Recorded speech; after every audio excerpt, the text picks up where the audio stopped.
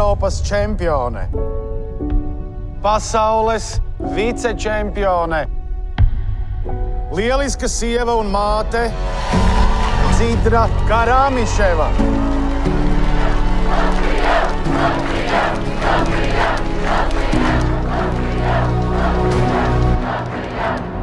Zini, kāpēc es spēlēju basketbolu? Tāpēc, ka sportisti tiek uz ārzemēm. Tā mašīna pie tavām durvīm ir čekas. Почему сегодня меня пригласили? Здесь у нас этаж для предателей Родины.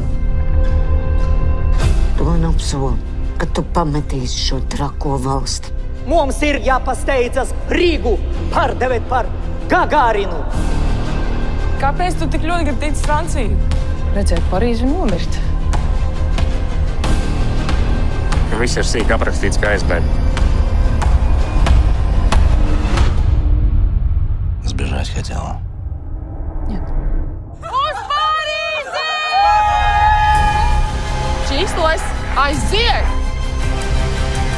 Tas, ko jūs šodien izdarījāt laukumā, tas daudziem deva cerību. Man atņēma daudz, bet mani neviens nesalauzīs. Fašistka!